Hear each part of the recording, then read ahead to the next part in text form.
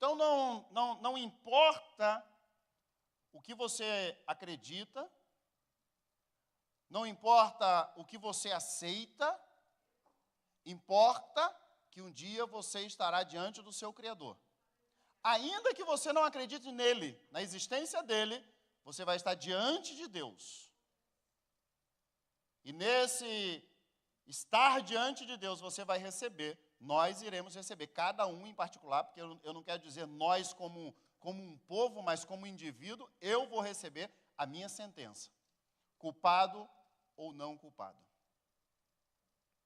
E nós precisamos levar isso a sério. Eu vou dizer isso de novo, nós precisamos levar isso a sério, que um dia nós estaremos diante de Deus e receberemos uma sentença. Às vezes, nós pregadores pedimos a Deus uma confirmação. Deus, confirma essa mensagem. E na maioria das vezes, Deus há uma forma, uma maneira de confirmar a mensagem. Essa mensagem que eu estou ministrando, eu não pedi confirmação. Eu não pedi para Deus, então, me dá uma confirmação. Mas a minha esposa pediu para eu ir no mailbox pegar as cartas. E havia um envelope grande, com o nome da minha empresa. E quando eu abri, estou sendo convidado a estar diante do juiz de um processo. Um dono de uma casa processou o contractor. E o contractor processou todos os subcontractors. E estou eu lá, no meio desses processos. O processo está lá, e agora eu tenho atitudes que eu posso tomar. Eu posso dizer, eu sei que eu não tenho culpa nenhuma, eu não tenho nada de errado, não tenho nada a temer, então não vou nem responder. Eu vou ficar aqui na minha e deixa para lá. Será que seria assim que você iria responder a uma carta dessa? Não, pelo menos eu não vou ser. Eu já vou procurar um advogado. Estamos falando lá de $425 mil, que não sei o que lá, eu já vou procurar um advogado. Pois é, deixa eu te falar, um dia nós estaremos diante do nosso Criador, num julgamento, onde nós seremos considerados culpados ou não culpados. E não interessa se você acha que você é inocente, não interessa se você acha que você não merece ir para lá, não interessa, que você vai estar diante de Deus, e que você vai ser achado culpado ou não culpado, isso é verdade. Todos nós temos um julgamento marcado diante de Deus. Já pensou nisso? Todos nós temos um julgamento marcado diante de Deus. O texto que nós lemos aqui diz que aqueles que forem condenados serão lançados no lago de fogo, no inferno. Quem for condenado no julgamento de Deus será lançado no inferno. Eu disse para você que eu ia ministrar uma mensagem fora de moda. Na verdade, alguns já têm dito que o inferno não é literal. Alguns já têm dito que o inferno não pode ser literal. Alguns têm dito que Deus, ele é bom, e Deus é bom. E nós sabemos que Deus é bom. Então, algumas pessoas fazem pergunta, como que um Deus bom pode lançar alguém no inferno para passar toda a sua eternidade lá sofrendo, queimando? Não, pastor, o inferno não é assim. Deixa eu explicar para o senhor. O inferno, se você for condenado, é que você morre, aí virou cinza, desapareceu, virou purpurina, não é mais nada. Não é isso que a Bíblia diz. O profeta Isaías diz que o verme nunca morrerá e o fogo nunca apagará. Jesus disse, e lá haverá choro e o quê? E ranger de dentes. Um amigo meu, ele costumava dizer, eu espero que ele continue dizendo isso, que quando a Bíblia fala, é melhor a gente prestar atenção. Quando Jesus fala, é melhor prestar atenção 3 vezes. Então as pessoas estão dizendo que o inferno não pode ser literal. E aí nós arrumamos um monte de perguntas para questionar a veracidade do inferno. Ué, mas e aquelas tribos que nunca ouviram falar de Jesus? E aquele povo que está distante?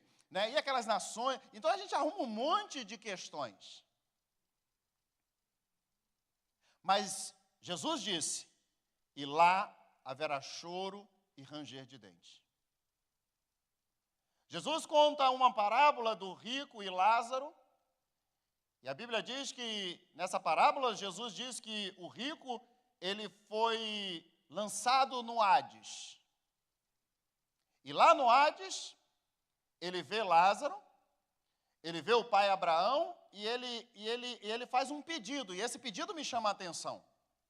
O pedido dele é, pai Abraão, pede para Lázaro molhar a ponta do dedo e pingar aqui na minha boca, porque o meu sofrimento é demais. Que interessante. Não pediu um copo d'água. Não pediu um copo d'água, pediu uma gota. Então, no julgamento de Deus, quem for achado culpado será condenado ao inferno. E muitas pessoas se surpreenderão por serem condenados. Por quê? Porque pessoas honestas serão condenados ao inferno. Pessoas boas serão condenados a passarem a sua eternidade no inferno. Pessoas que trataram os outros bem serão condenados a passar a sua eternidade no inferno. Pessoas trabalhadoras serão condenados a passar a sua eternidade no inferno. O Luciano ministrou aqui sobre gratidão, e eu tenho a coragem de dizer, pessoas gratas serão condenadas ao inferno. Mas, por que isso? E talvez essa seja uma das maiores questões em relação ao cristianismo. Por que alguém bom, na verdade, bom aos nossos olhos, né? Bom até que dê uma apertadinha. Minha esposa mostrou um vídeo de um baby, um menininho, bem fofinho, e ele dizendo, todo mundo é ruim. E aí quem estava filmando perguntou, e você? Ele falou, eu sou ruim também.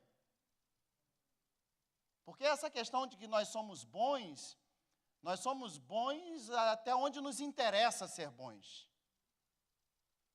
A maior prova disso é o rei Davi, que era um homem segundo o coração de Deus, que quando recebeu a visita do profeta, e o profeta contou uma história dizendo, olha, tem um homem rico, cheio de animais, cheio de posses, e tem um outro pobre, que só tem uma ovelhinha, e ele gosta tanto da ovelhinha, que até come junto com ela. A ovelhinha come junto do bocado dela. O rico recebeu uma visita, e ao invés de ele matar um dos seus animais, ele foi lá e matou a ovelhinha do pobre. Quando o profeta conta isso para Davi, a Bíblia diz que Davi se irou, e Davi disse, tão certo quanto vive o Senhor, este homem tem que morrer. E não só morrer, mas ele tem que pagar 4 vezes mais. Porque a lei dizia isso. Uma ovelha roubada, 4 devem ser pagas, um boi roubado, 5 devem ser pagos. Olha a justiça humana como é que funciona. Apontar o dedo para os outros é fácil. Ver o defeito dos outros é fácil. Ver a maldade dos outros é fácil. Ver a injustiça dos outros é fácil. O profeta, homem de Deus, olha para o rei Davi e diz: este homem é você. O que Davi tinha falado que tinha que fazer? Matar, não é? Tão certo quanto vive o Senhor, ele tem que morrer, não é? Quando disse: não, Davi, esse homem é você, não é outra pessoa, é você. Aí ele escreve o Salmo 51. Senhor, na multidão das tuas misericórdias, lembra-te de mim, porque o meu pecado está diante de mim todo o tempo. Peraí, você não disse que tinha que morrer?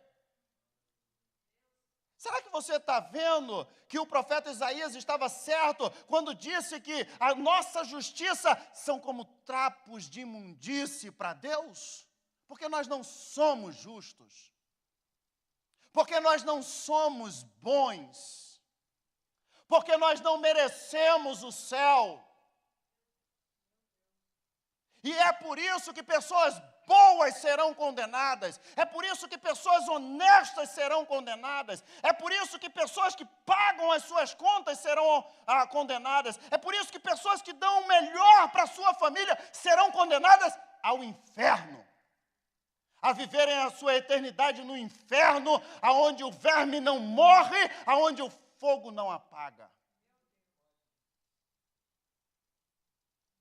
Por quê? Por que isso?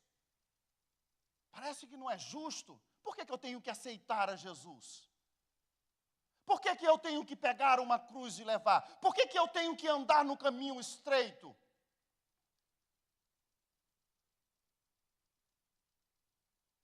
O que nós precisamos entender no julgamento é qual é a acusação. No julgamento é qual é a acusação. No processo que eu recebi hoje, nessa possível confirmação da palavra, no processo que eu recebi hoje, não adianta eu chegar lá para o juiz e dizer: juiz, deixa eu falar uma coisa para o senhor, eu sou um pai muito legal para os meus filhos. Não adianta eu chegar e falar: ô juiz, olha, deixa eu falar uma coisa para o senhor, eu quero deixar bem claro, eu sou pastor, hein? Não é isso que está sendo o processo. A acusação não é essa. A acusação, nesse caso, é que está tendo vazamento na casa dele, ele perdeu muita coisa e ele está processando. Então, quando nós formos condenados, se formos condenados, nós precisamos entender qual é a acusação. O que pesa contra nós? Por que é que existe uma acusação e nós chegaremos lá com a nossa bondade e seremos condenados? Chegaremos lá com os nossos atos de justiça e seremos condenados. Chegaremos lá diante do Senhor dizendo: mas Senhor, em Teu nome eu expulsei demônios, em Teu nome eu curei, em Teu nome eu falei em profecias, em Teu nome eu falei em línguas estranhas. E por que seremos condenados? Qual é a acusação? Agora eu preciso que você abra comigo a sua Bíblia. No Evangelho de Mateus. E eu vou pedir para o meu amigo Micael não projetar esse texto. Não tem nada de errado com o texto. É porque eu quero que você abra a sua Bíblia. E aí, se você não trouxe a sua Bíblia, não tem problema. Semana que vem você traz ela. Só que quem não trouxe vai ter que prestar atenção 2 vezes. Mateus capítulo 21. Se você for uma pessoa que tem perguntas a respeito da sua fé, nas minhas classes de seminário, eu não conheci ninguém que fizesse mais pergunta do que eu. Quantas vezes eu me perguntei: por que tem que aceitar Jesus? Por que só quem aceita Jesus? Por que tem que permanecer firme até o fim? Quantas vezes eu me perguntei? Quantas vezes eu coloquei meus professores em situações difíceis de respostas complexas para as minhas perguntas? Eu não sou um tipo de pessoa que vai aceitando goela abaixo. Eu entendo que Deus me deu raciocínio para usá-lo, para raciocinar.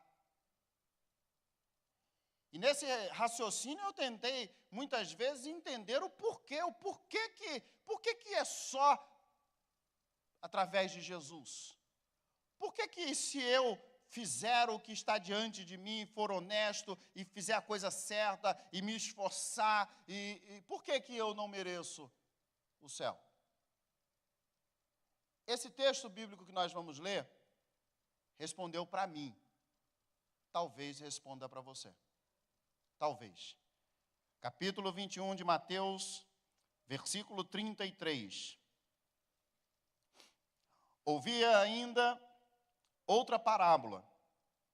Houve um homem, pai de família, que plantou o quê? Plantou o quê? Uma vinha. E circundou-a em um valado e construiu nela um lagar e edificou uma torre e arrendou uns lavradores e ausentou-se para longe. Agora, eu preciso da ajuda, deixa aberto aí que a gente vai continuar lendo o texto, mas só para a gente não se perder, eu preciso da ajuda de alguém que viveu na roça, que plantou. Levanta a mão aí. Agnel, eu sei. Nivaldo. Nivaldo, você me ajuda aqui, hein? Não vai atrapalhar a mensagem. O que é arrendar a terra? Aí, ó. Olha o fazendeiro, ó. Vai prestando atenção, igual eu fiz lá. Ele entende o texto. O que é arrendar a terra?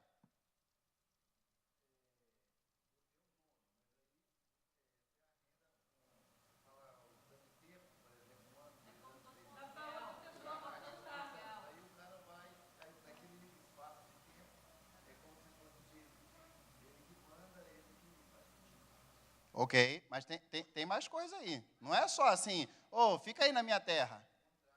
Tem um contratozinho, né? E aí? Mas ele fica de graça?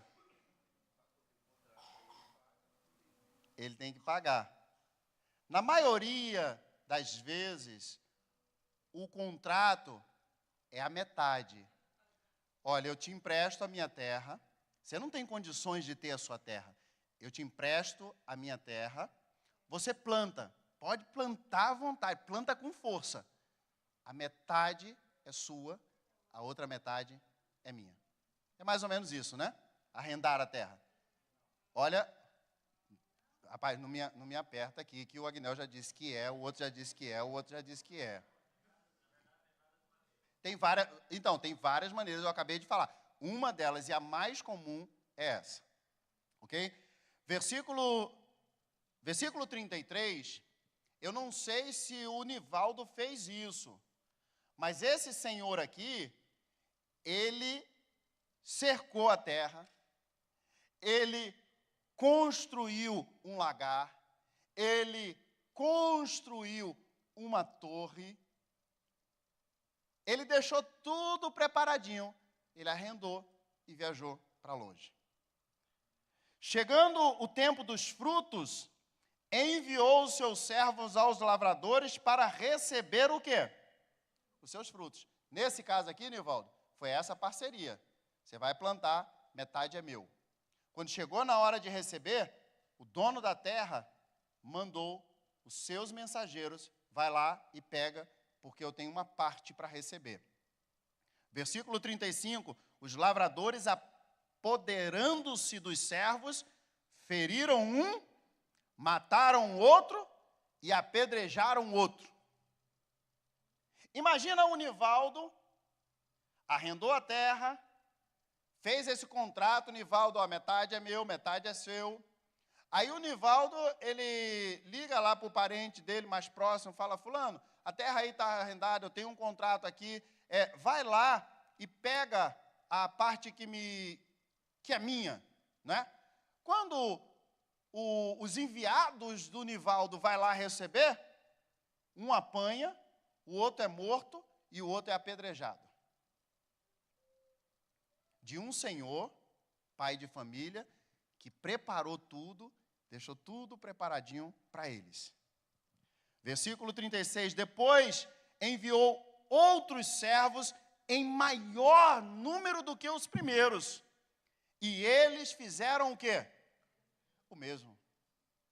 Nivaldo manda mais pessoas lá e diz, olha, vai lá receber.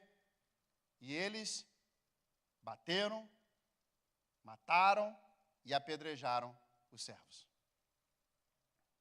Por último, enviou o seu filho, dizendo, terão respeito do meu filho. O dono da terra mandou o filho agora.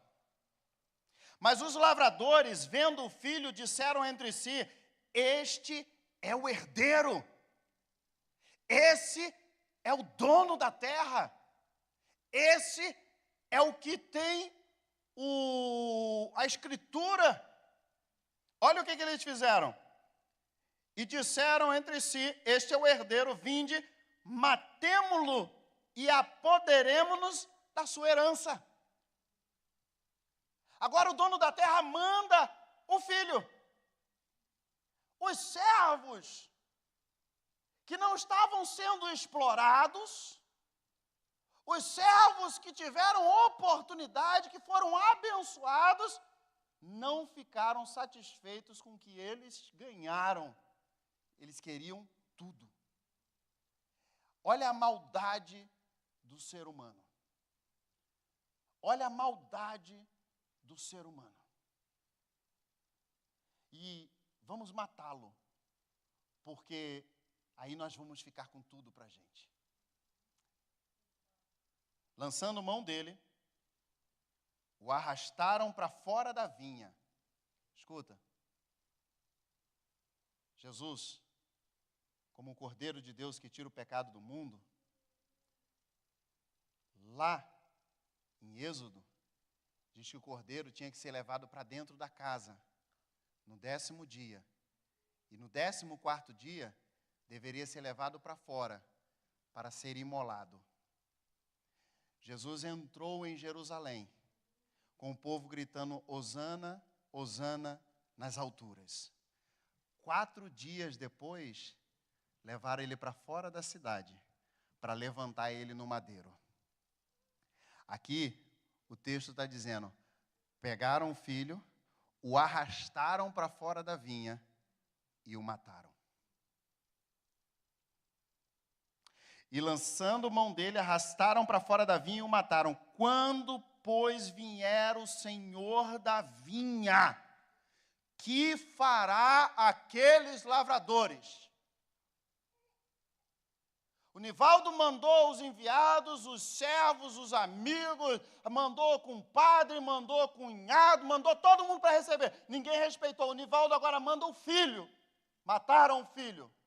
A pergunta aqui é, o que o dono da terra vai fazer quando for ao encontro deles? O que vai fazer?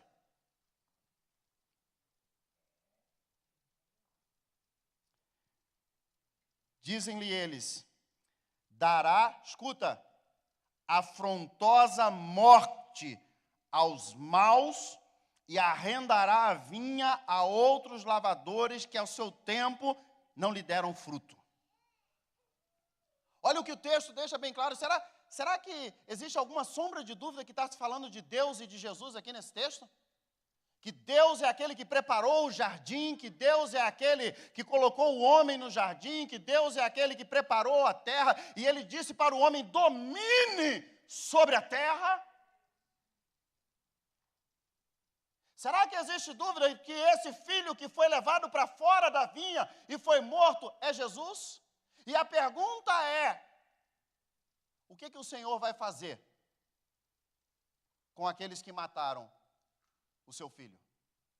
O texto responde: ele vai matar eles. Então, quando nós estivermos diante de Deus, a acusação contra você e contra mim é de assassinato. O que está sobre nós é assassinato. De quem? Do Filho de Deus. Aí chega eu e você com acusação de assassinato, de que matamos o filho do dono da vinha, e dizemos: mas Senhor, presta atenção, olha para mim, eu sou bonzinho. Será que é suficiente? Você matou o Filho de Deus, e agora você vai, com a cara mais lavada do mundo, dizer para Deus que você é bonzinho? Abra-se os livros, veja se o nome dele está no livro. A acusação é de assassinato, porque a humanidade matou o Filho de Deus. E talvez você diga assim: não, isso não tem nada a ver comigo, eu não matei Jesus. Você precisa ler um pouquinho mais a Bíblia, porque a Bíblia diz que pelas nossas transgressões ele foi transpassado. Pelo nosso pecado, pela nossa culpa, ele foi crucificado. Quando nós estivermos diante de Deus, a acusação não é se formos bons ou se formos maus, se pagamos as nossas contas, a acusação é: matamos o Filho de Deus.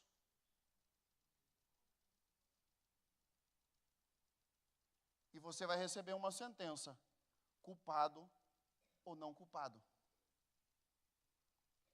Talvez você diga que isso não é justo, porque o texto diz que havia um ditado em Jerusalém, que as pessoas diziam: os pais comeram uvas verdes e os filhos desbotaram os seus dentes.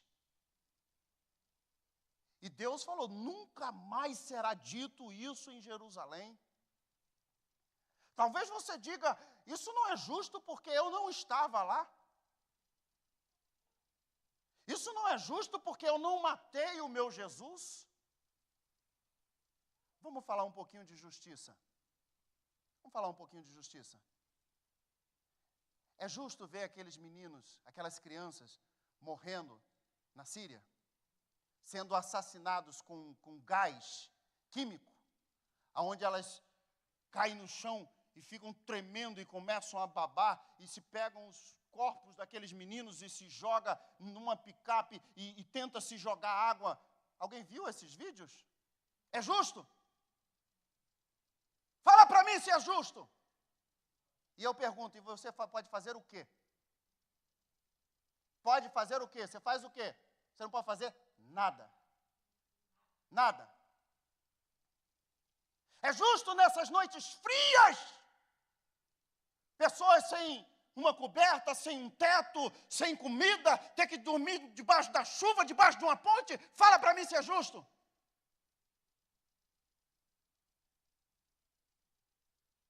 É justo alguém morrer como a menina ontem? Ontem no Rio de Janeiro foram 6 que morreram, 15 anos de idade, passando na praça e tomam um tiro de uma bala perdida? E aí, você faz o quê? Não faz nada. Sabe o que quer dizer isso?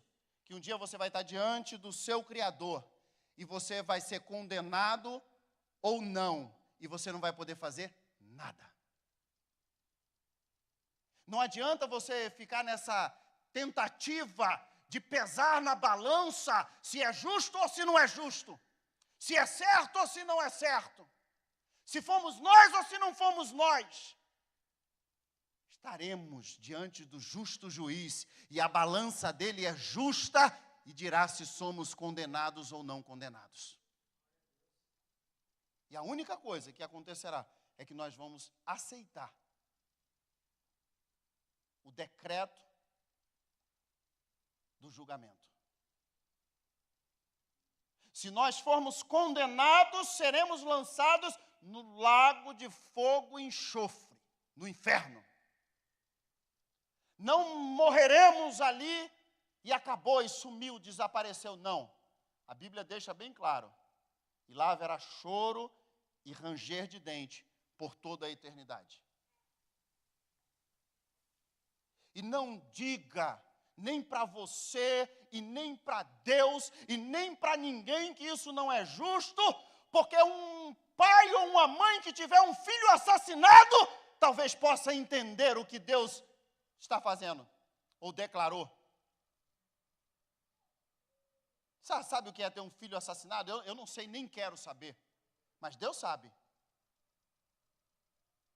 Um filho inocente, porque ele foi levado ao madeiro inocente, sem culpa. Sabe o que isso quer dizer, irmãos? Que nós aceitamos a justiça de Deus. Aceitamos ou não aceitamos a justiça de Deus? A justificação, deixa eu falar isso de novo. Nós aceitamos a justificação de Deus. Nós aceitamos isso. Mas nós não aceitamos a injustiça da cruz. Como assim a injustiça da cruz?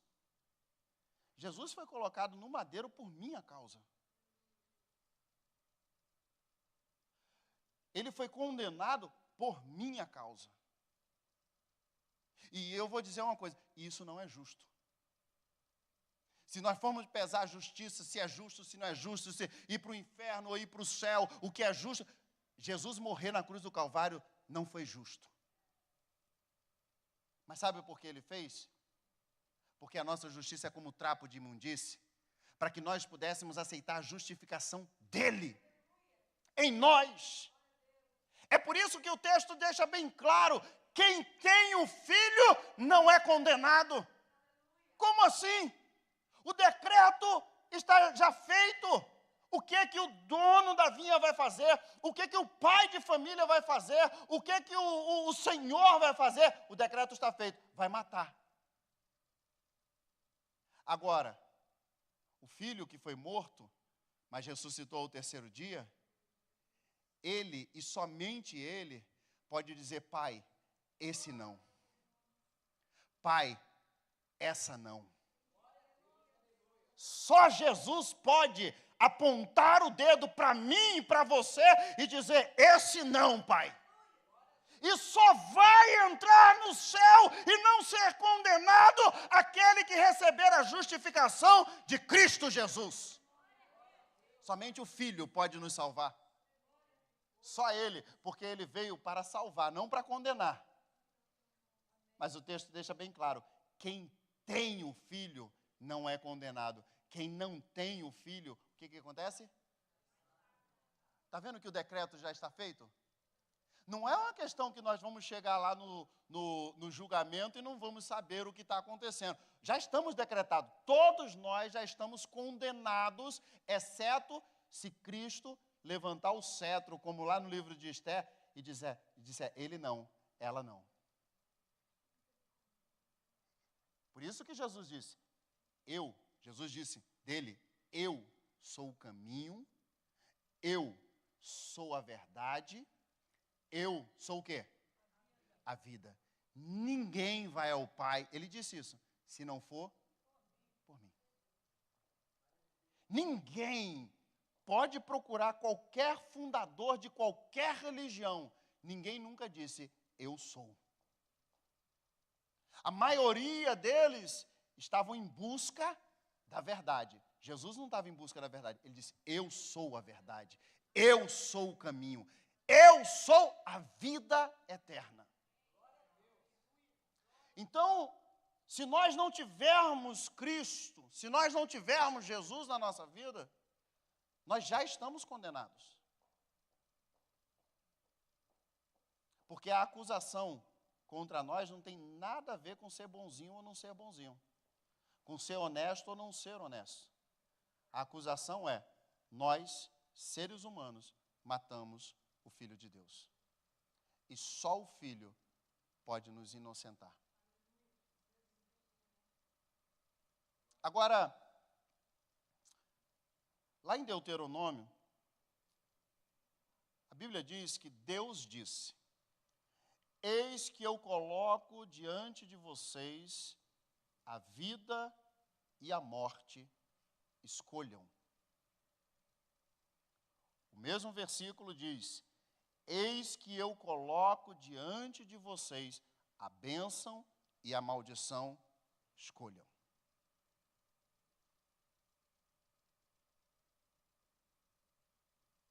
Em Romanos, diz que aquele que crer no seu coração que Jesus é o Senhor e Salvador, e com a sua boca confessar, será salvo. Alguém, alguns anos atrás, veio para mim apresentar um material de evangelismo relâmpago. E nesse evangelismo relâmpago, a pessoa disse que num dia havia ganho 50 pessoas para Jesus, no outro dia ganhou 80 pessoas para Jesus, no outro dia ganhou 400 pessoas para Jesus, e no outro dia... Eu achei isso interessante, porque essa semana eu falei com um pastor amigo meu, e ele disse para mim, ele falou: olha, Sandro, para mim foi o melhor ano em vários aspectos da minha vida, mas na verdade, foi o pior ano da minha vida. Eu falei: por quê? Ele falou assim: porque eu não ganhei nenhuma alma para Jesus. Isso foi um amigo meu falando comigo essa semana. E aí uma outra pessoa diz que ganhou 50 almas para Jesus num dia, 80 no outro, e 400 pessoas para Jesus no outro dia. E eu falei: eu estou aqui com os ouvidos abertos para ouvir como é que isso aqui funciona. É muito simples, pastor, a gente tem esse papel aqui, ó. Eu aceito a Jesus como Senhor e Salvador da minha vida, e eu estou indo para o céu, e glória a Deus, amém. Então a gente para as pessoas na rua, a pessoa lê esse papelzinho aqui, e aí ela recebeu Jesus, a gente ora e pronto, aceitou a Jesus. Então, mais ou menos, a gente gasta assim de 2 a 3 minutos por pessoas, e olha, é uma colheita de almas maravilhosa. Irmão, será que o caminho para o céu é só isso aí? Vamos lá. Deus disse: eu coloquei vocês entre a bênção e a maldição, escolham. Vou dar um exemplo aqui de quinta série, de criancinha. Passar necessidade ou ter as nossas necessidades supridas. Vamos botar aqui: passar necessidade ou ter as nossas necessidades supridas. O que a gente escolhe? As necessidades supridas. As necessidades supridas. Não é o que a gente escolhe? Todos nós queremos nossas necessidades supridas. Aí eu pergunto para você: ok, e o que você vai fazer? Você escolheu necessidade suprida. Então, acho que você vai acordar cedo, vai tomar um café, ou não é? E vai trabalhar, não vai? Ou você vai: eu escolhi, eu sei do que eu quero, né? E só a sua escolha vai ser suficiente para você estar abastado. Eu já dei esse exemplo aqui. Um irmão na nossa igreja, muitos anos atrás,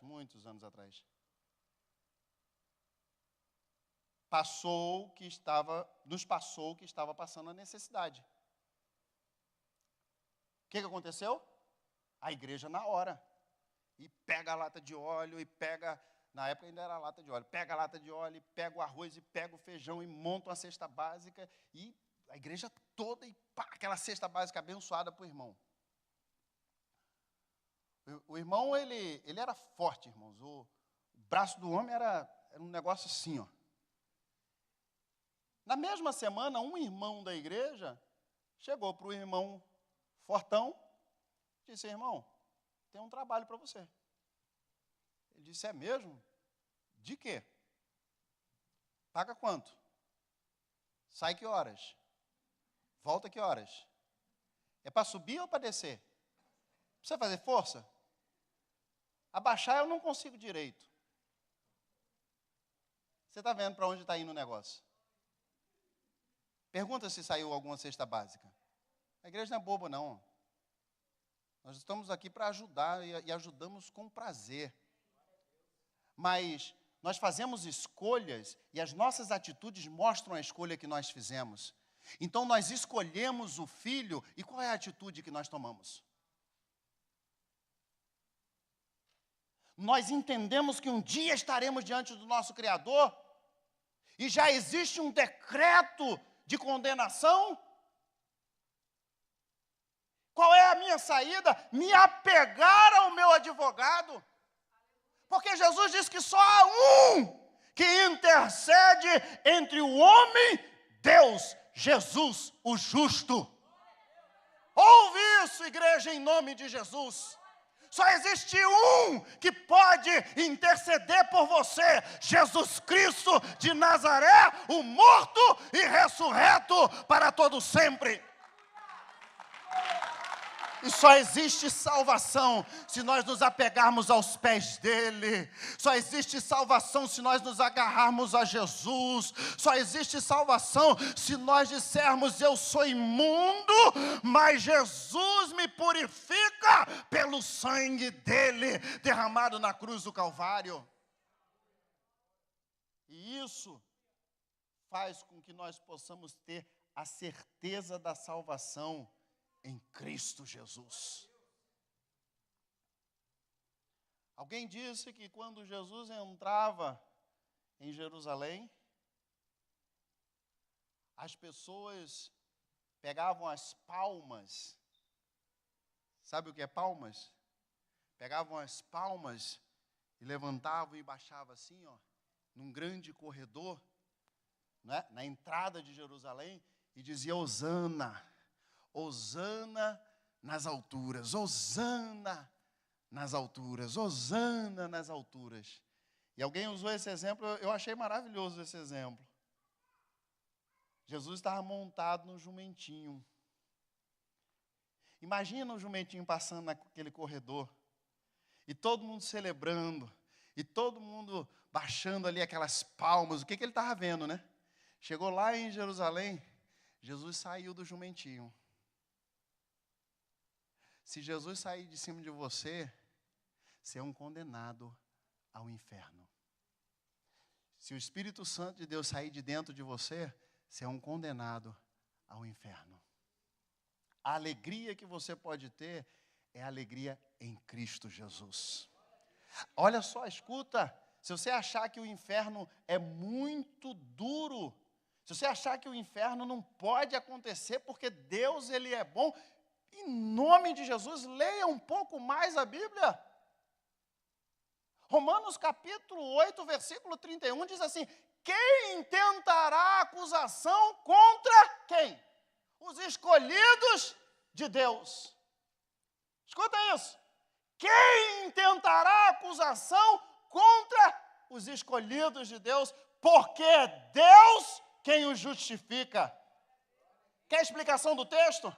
Quem é o diabo para apontar o dedo para você e culpar você pelo seu pecado? Se Jesus diz: eu já inocentei, eu já perdoei, eu já lavei, eu já purifiquei. Quem é o diabo? Quem é? Quem é que pode acusar? Lê Zacarias capítulo 3, Josué, o sumo sacerdote, estava diante de Deus e as suas vestes estavam sujas, e o diabo à sua direita para lhe opor. E Deus disse: não é esse um tição tirado do fogo? Tira as vestes dele e coloca vestes novas sobre ele. O diabo estava do lado direito para opor. Tira a sujeira dele e purifica ele. O texto diz: quem tentará acusação contra os escolhidos de Deus? Quem é que vai tentar acusação contra você? Se foi Deus quem te escolheu. Que palavra maravilhosa, mas você precisa ler o versículo próximo. O 32, quando diz que Deus não poupou nem o seu próprio filho. Deus não poupou nem o seu próprio filho. Você acha que vai poupar você porque é bonzinho? Ê, Vinícius, você está com saudade, hein?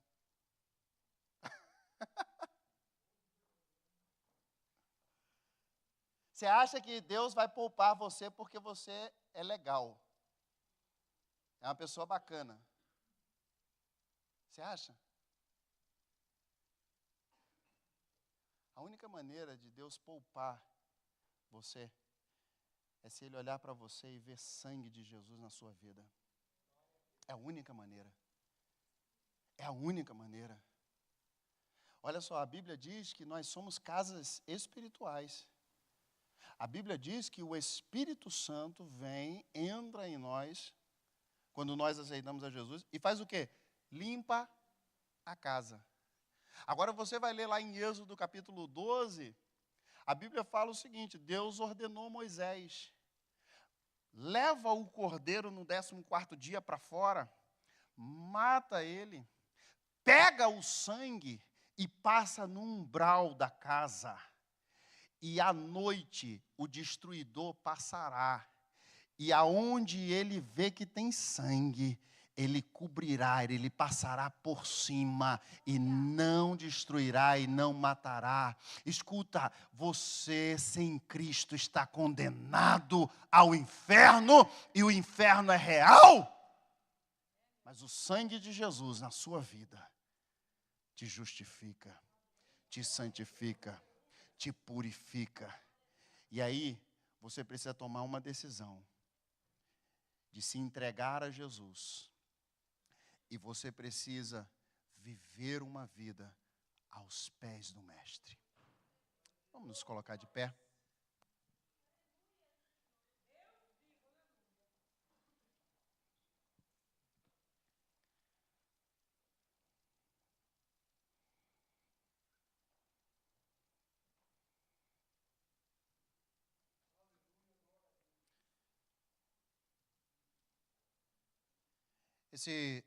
Esse julgamento é sério. Esse julgamento já está marcado. Já está marcado. Nós não sabemos nem o dia nem a hora. Na igreja que eu voltei para Jesus, poucos dias antes de eu chegar nessa igreja, chegou um jovem do Brasil, e o pastor o recebeu e disse: jovem, seja bem-vindo. E ele disse: pastor, eu acabei de chegar do Brasil, e eu sou muito jovem, e eu tenho toda uma vida para ganhar. Jesus disse: quem ganhar a sua vida, perdê-la-á. Mas quem perder a sua vida por amor a mim, a achará. Eu tenho toda uma vida para ganhar, acabei de chegar. Esse jovem disse para o meu pastor, e o meu pastor me mostrou o jornal. Ele disse: pastor, eu garanto para o senhor, eu gosto de igreja. Quando eu ficar velho, eu vou servir a Deus. Isso foi no domingo.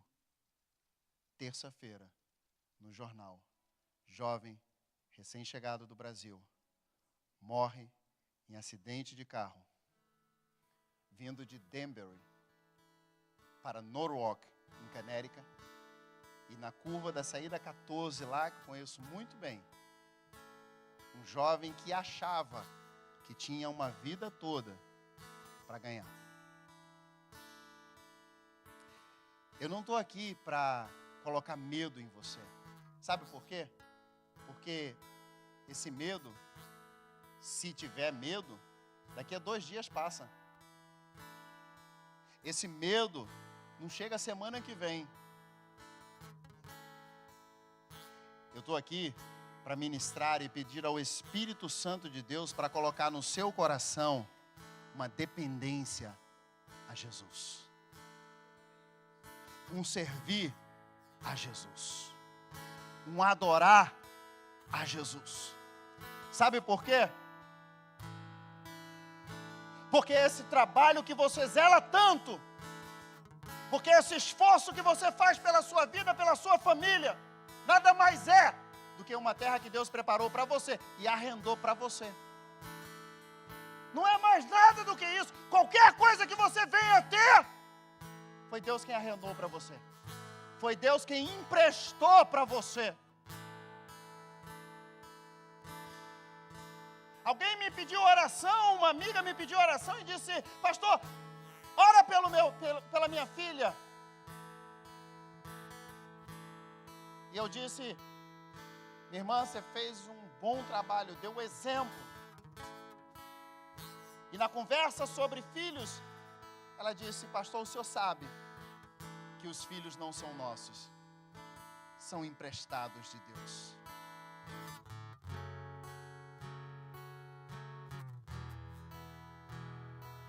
Os filhos não são nossos, são emprestados de Deus. O carro que você tem, foi Deus que arrendou para você. A saúde que você tem, foi Deus que arrendou para você. A família que você tem, foi Deus que arrendou para você. A casa que você mora de aluguel, ou paga o mortgage, ou já está quitada, foi Deus que arrendou para você. E sabe o que Deus quer de nós? Os frutos dele. Os frutos dele. Nós não temos razão nenhuma de empinar o nosso nariz por qualquer razão, achando que somos alguma coisa. Nós precisamos ser servos e servir com entusiasmo, com alegria. Feche seus olhos.